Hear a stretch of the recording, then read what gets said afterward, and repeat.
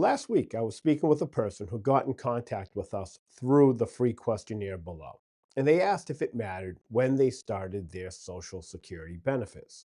So, in today's video, we'll be revealing the shocking differences between two retirees who started with identical savings, yet one ran out of money at age 68, while the other is still thriving in retirement. Through our work with hundreds of retirement clients, we've identified the critical decision points that separate these two paths. Subtle differences that most financial advisors might not discuss with their clients. That's why we are creating this video to show you the invisible retirement traps that cause financial failure even with substantial savings.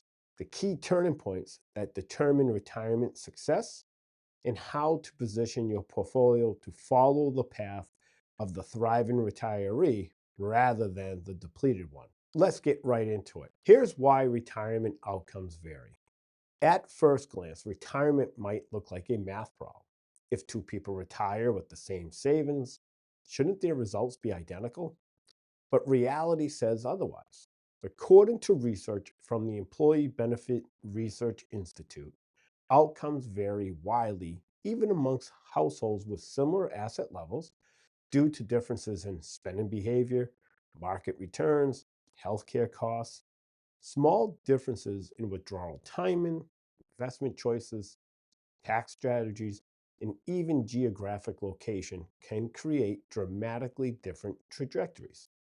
And when you add market volatility early in retirement or unexpected health expenses, the gap can widen quickly.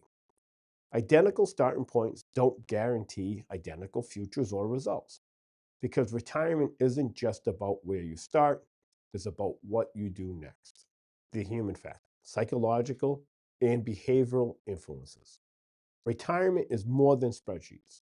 Emotions and cognitive biases often influence financial decisions more than logic. A 2021 study from the Stanford Center on Longevity found that retirees who exhibit high levels of financial anxiety tend to underspend or overspend based on short term fears, often damaging their long term plans. Behavioral finance highlights common traps. Loss aversion leads people to abandon investments after short term drops. Overconfidence causes retirees to ignore risk. And then we have anchoring can keep people locked into spending levels that no longer fit their portfolio. Those with trusted advisors or financial plans were significantly less likely to make panic driven decisions. Behavior and mindset, not just math, shape retirement outcomes. Let's get into an example.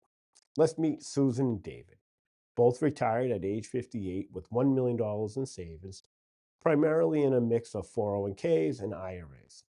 They lived in the same town, had similar lifestyles, and planned to spend about $70,000 annually in their retirement. Their health was average for their age, and both expected to live well into their 80s. At first, their retirements looked identical, but within 5 years, early signs of divergence emerged. Susan's portfolio began growing modestly, while David's started to shrink. At the 10-year mark, Susan's investments had grown to 1.3 million. David, on the other hand, had less than $300,000 remaining. By age 68, David had depleted his assets entirely. He became one of the 1 in 3 retirees who, according to a study by MetLife, deplete lump sum retirement savings within 5 years. The consequences were more than financial. David had to sell his home, rely on Social Security alone, and give up his travel and leisure plans. Susan, by contrast, maintained her quality of life, took annual vacations, and stayed on track with her legacy goals. What made all the difference? Let's examine the invisible withdrawal strategy, mistakes that created this massive divergence. The withdrawal strategy disconnect. Susan and David both began withdrawing 4% of their portfolio annually, a commonly cited rule of thumb. But here's the twist. During a market downturn in their second retirement year, David panicked and continued withdrawing the same dollar amount, even as his portfolio declined. Susan, advised by a financial planner, temporarily reduced her withdrawals by 10%, preserving capital until the market recovered. David also withdrew from his tax deferred 401k accounts first, pushing himself into a higher tax bracket. Susan used a well coordinated withdrawal strategy, tapping her taxable brokerage account first, implementing Roth conversions in low income years. According to research by Morningstar, poor withdrawal sequencing can reduce portfolios' longevity by more than 10 years. A key concept here is sequence of returns risk. The danger that the timing of withdrawals during market downturns can dramatically reduce how long your retirement savings last. If early retirement years experience negative returns and you're withdrawing regularly, you're locking in losses that your portfolio may never recover from. This can create a downward spiral that accelerates depletion, even if the long term average return looks healthy on paper. Susan's flexibility and guidance allowed her to avoid this spiral. David, reacting emotionally and without a strategy, reached a point of no return by the age of 68. Behavior mattered. Susan felt confident, supported, and adapted her plan. David's fear led to rigid decisions, emotional spending, and an erosion of trust in the market. Now that you understand how withdrawal strategy mistakes can deplete even substantial retirement savings, click the link in the description and fill out our questionnaire. We'll send you a personalized video analyzing your current withdrawal approach and showing you how to optimize it for long-term sustainability. Next, let's discuss the investment allocation divide. David believed retirement meant going conservative. He moved 80% of his portfolio into bonds and cash, expecting safety. Susan maintained a 60-40 stock bond allocation and then adjusted over time. When inflation surged, David's fixed income portfolio lost purchasing power.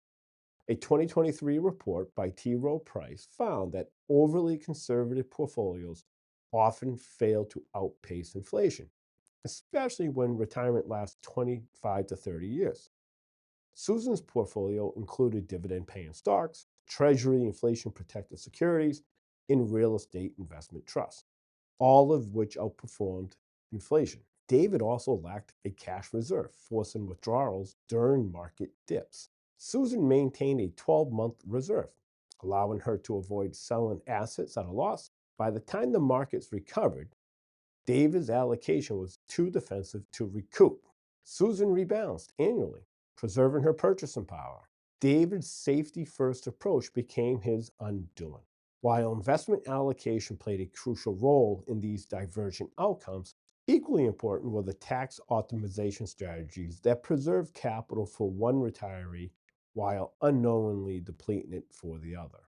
Tax efficiency was another dividing line. Susan worked with a planner to implement Roth conversions during years with low taxable income. This allowed her to pay taxes now at a lower bracket and reduce her required minimum distributions in later years. David ignored tax plan. By age 73, his RMDs pushed him into a higher tax bracket, increased his Medicare premiums, a phenomenon known as IRMA, income-related monthly adjustment amount. A study from Vanguard notes that strategic Roth conversions in your 50s and 60s can save retirees hundreds of thousands in taxes and Medicare costs over time. Susan's Roth bucket allowed for tax-free withdrawals in later years and reduced her IRMA surcharges. She also harvested capital losses in her taxable account to offset gains. David's lack of coordination meant he was paying 20 to 30% more in taxes than necessary, accelerating the drawdown of his assets.